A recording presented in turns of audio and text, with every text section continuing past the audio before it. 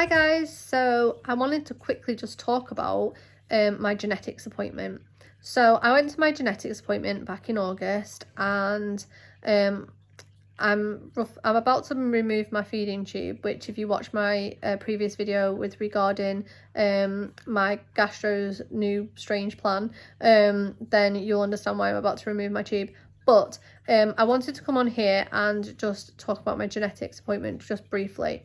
So I originally did a before, kind of during and after my results type of video, but I had issues with my phone and changed my phone and stuff, and I kind of lost the video, so I'm doing it again.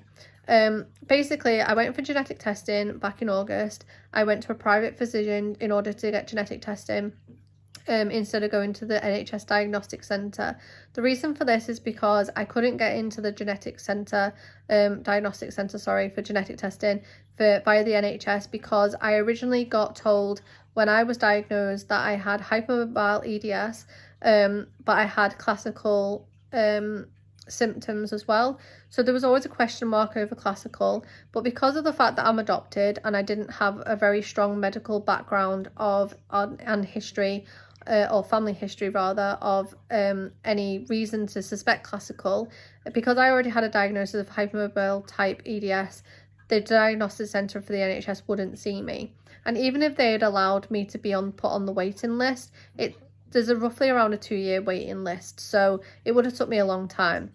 So instead, I've used my time very wisely, and in the past 4 years I have basically been getting information together from my birth family, which has been very difficult to do, to try and get an idea of whether or not classical type would be a factor. And it turns out that there is quite a lot of things that could rule into a consideration of whether I had classical type or not.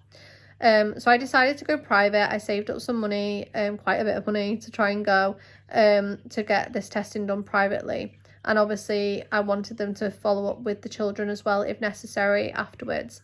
So when I went to my appointment, I was recommended originally to see one particular doctor. That doctor had unfortunately retired a few years ago now. So I decided to research and do what doctor to see, and I came about a doctor who had actually worked with the doctor I had been recommended to see, and decided he was the best port of call. So I made an appointment, and I was lucky enough to get a cancellation, and I went to see him in August, and we had it's probably one of the best appointments I've ever had. As you know, anybody with chronic health issues will know that being heard and validated in a appointment is very uncommon practice, really, especially for those of us with EDS and comorbidities of EDS. It's sometimes very hard to be heard and listened to, hence the reason why I'm getting my tube taken out, because my doctor is mainly focused primarily about what my bowels are doing rather than what my stomach is actually not doing. So, you know, I as a patient have to do what I'm told, so I kind of just going along with what my doctor's saying, even though I kind of disagree because we've exhausted all of the methods. But watch my previous video anyway. So anyway, I went to my genetic testing appointment. I went with my carer, who's my brother, and I went with my son, because my 2 daughters didn't want to go, and it was only for an hour or so. The appointment lasts for an hour when you go to a private physician, which again is brilliant because obviously the appointment lasts longer than an NHS appointment. So before I went, I took a medical history overview of every single person. So I did all of my family medical history that I was able to get hold of, my own medical history, my brother's medical history, the children's medical history. I did everything, and I took everything with me, including previous letters from doctors and hospitals and exams and things like that I'd had, like what's it called, not treatments but procedures and tests and stuff that I'd had. Sorry, total brain fog then. So I took like all the results and everything like that to the appointment that I went to, and we had a very long conversation. he asked me about my mediastinal mass and what was going on with that. I explained that radiology had seen me a few times for scans, and that they determined that my mediastinal lesion was down to either a neuroenteric cyst or something else. I said, but a cyst-like consistency regardless. I said, but they've said that they're not going to do anything about it anymore unless it starts causing symptoms. I said, but I don't know what symptoms I'm supposed to be looking out for because they don't specify. I said, and I can't ask anyone because it's only a radiologist that's ever seen these images. I said, and what's more, I said, other than getting a lot of pain from it now, I said, I don't know what I'm supposed to look out for to get it reassessed. He was angry that it's been left, that I've not actually been referred to any consultation, a consultation about it, that I've not seen a consultant about it, that I've not been able to ask my questions and my worries or concerns about it to anyone other than my GP because of the fact that I've never been referred to one. And the fact that the etiology is just guesswork, he was kind of a bit annoyed by that. But in order to get everything looked into privately, it would cost me quite a lot of money, which is money I don't have. So obviously I've got to stick with whatever the NHS are wanting to do.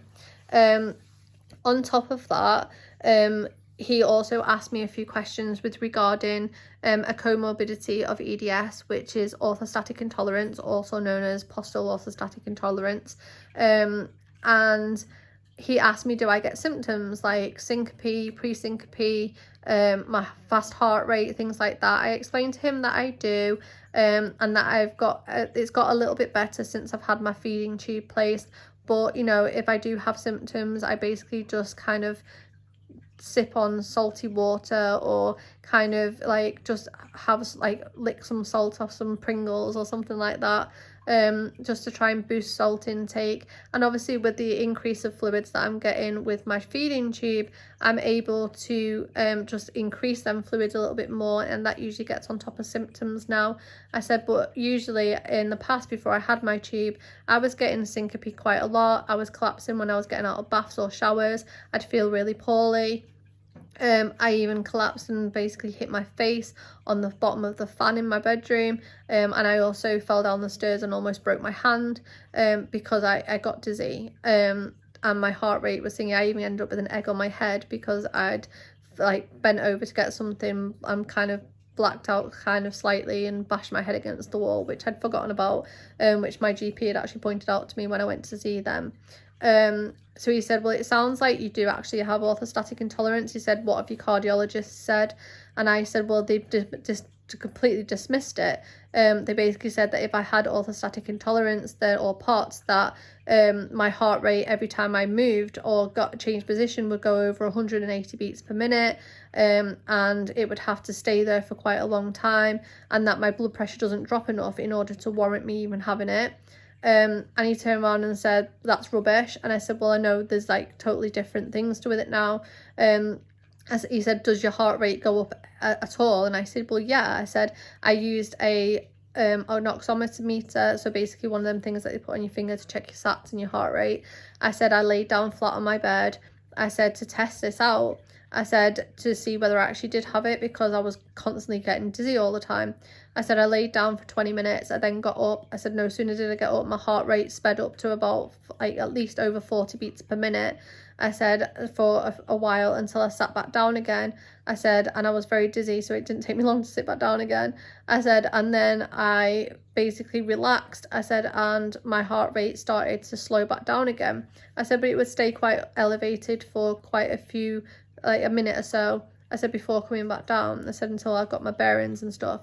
And he turned around and said to me, it sounds to me like you do actually have orthostatic intolerance. He said, and the fact that your cardiologists are not even trying to entertain the idea, he said, is ridiculous, especially with you having EDS. He said, we find that this is more prevalent in people with heads than it is with people with any other type of EDS, although it can happen with other people with EDS, and the different types.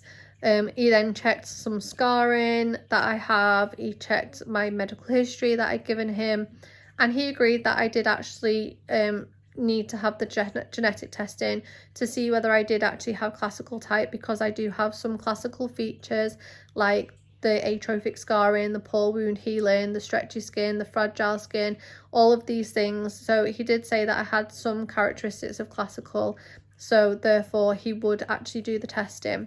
I did actually ask him to do a test for all types of EDS. However, classical like EDS isn't tested when you ask for all types of EDS to be tested. Classical like EDS is actually tested as a separate test, and the reason for that is because there is such a very fine margin between hypermobility type and classical like that they have to test for a specific type of gene, which actually costs more money than it would do to test for the others. I don't know why it costs so much, but I was told that it would cost in excess of around £6,000 to test for classical like, and obviously I don't have that type of money, so I said that I would leave that. And he did say to me there is such a fine margin between classical like and hypermobility type that you could probably get away with saying you had classical like, but obviously without a definitive test to confirm this, I would never ever say that I had a particular type of EDS unless it's been confirmed. So we decided to go on the saliva testing for my genetic testing, and since obviously doing my original video or videos, I have had my results back. I don't have classical EDS, I don't have any of the other types of EDS either, but I do have I have been diagnosed with hypermobile EDS with classical traits. So although I can't test for classical like, I still have traits of classical, so therefore it's likely that I may have classical like, but obviously I can't afford the testing. But either way, I'm happy to just go along with I have hypermobility type with classical traits, just so that doctors know that if I was to have an operation, that the incision sites can take longer to heal, and that I have poor wound healing at times, so therefore, you know, they have to be a bit more vigilant with that.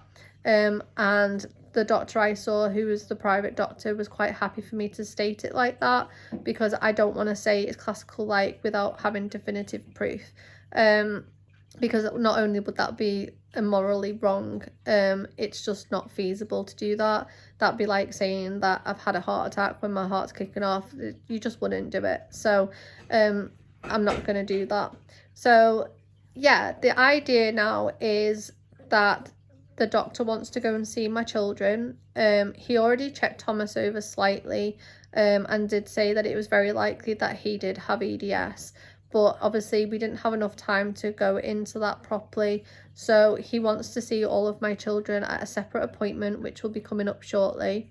But to be listened to and validated throughout a whole appointment was great. We spoke about as well about how local anaesthetics don't typically work, and how sedations don't really work. I have to have 2 different types of sedation in order to get sedation to work on me, how it didn't work with my ablation when I had cardiac ablation, and how I was basically, it was like being out of the room and then flick your fingers, I was back in the room again. It just didn't work. They were basically dosing me up and it just wasn't helping, and I felt the slice of my leg and everything because the local anaesthetic wasn't enough.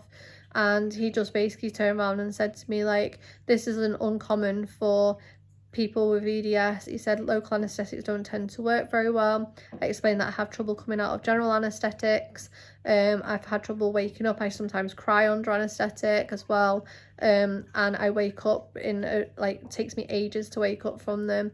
And he said, yeah, you definitely got EDS of some sort. This was at the appointment, and you know, he was very angry at some of the negligence that the NHS has given me, where they've left me to fend for myself for 4 years, how they basically tell me that I'm too complex. And he said that he actually hates the word complex because that just means that they just can't be bothered looking into things. He said, and they shouldn't really do that. He said, because no patient is too complex, it just means that they can't be bothered. And this was a private doctor that also works for the NHS, so, you know, I wish personally that he lived closer so that I could actually have him as my own doctor, because he was just so knowledgeable and everything. You know, it is heartbreaking that we don't get as much care, and he is annoyed that I'm being left to my own devices, especially with my own heart problem as well.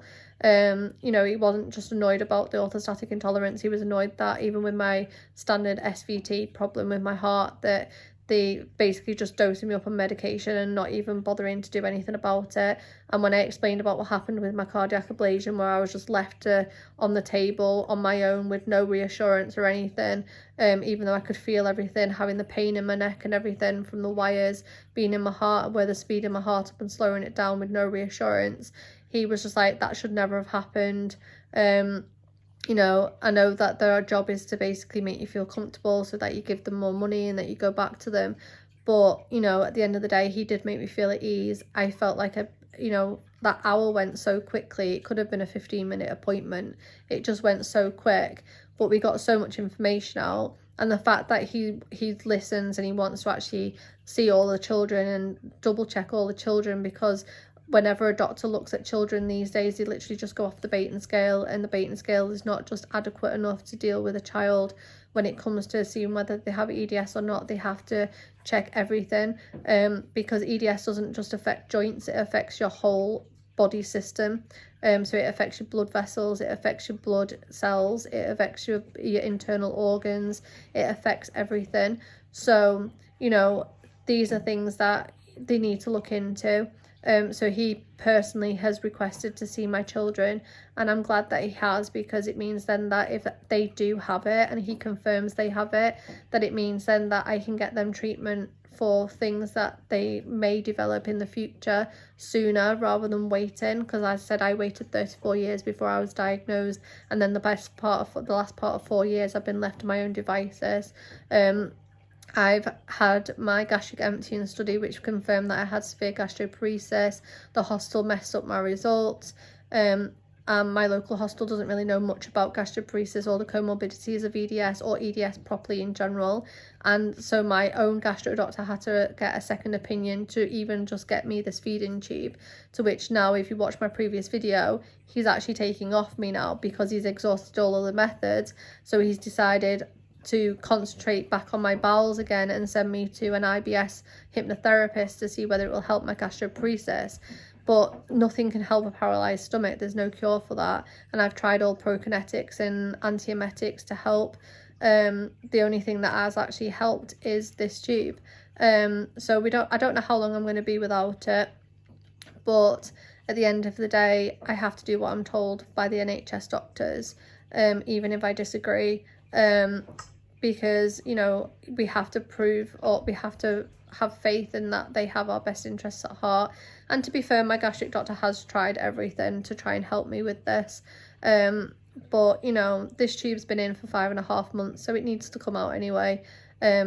So, you know, but genetic testing has been the best thing ever. I'm glad I went. I'm glad we're going back to get the kids checked over to make sure that they're okay.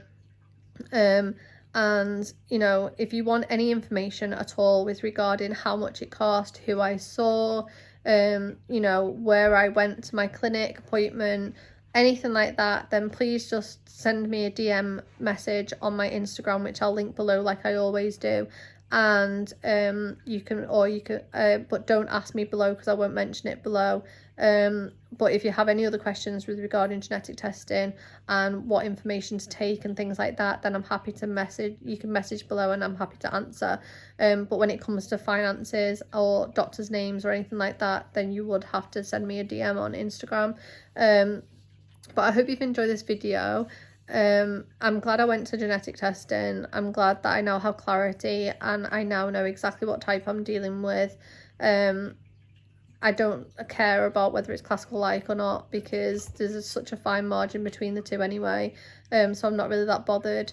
I just glad that it's not any other type, and that I can now focus on trying to get myself the right treatment and the right care for the type that I actually do have. I mean, we've speculated that it was just hypermobility type anyway, and I just had some traits of classical, but it's good to have it in confirmation. I'm just waiting for my final report now, which I don't think I will get until after he's seen the children, and he did make some recommendations in order to get my ribs fused together as well to stop them from dislocating, which is why we got talking about local anaesthetics, because the guy who does it under local anaesthetic, and I was like, oh, that boosts me with confidence, seems it doesn't work. But anyway, hopefully this will all be in a main report eventually. I've had my interim report before I got my results through, so I'm just waiting for that. But yeah, I hope you've enjoyed this video. If you have, please give it a thumbs up and press the subscribe button for more, and I hope you have a lovely, lovely, lovely evening. Take care, guys. Speak to you soon. Bye.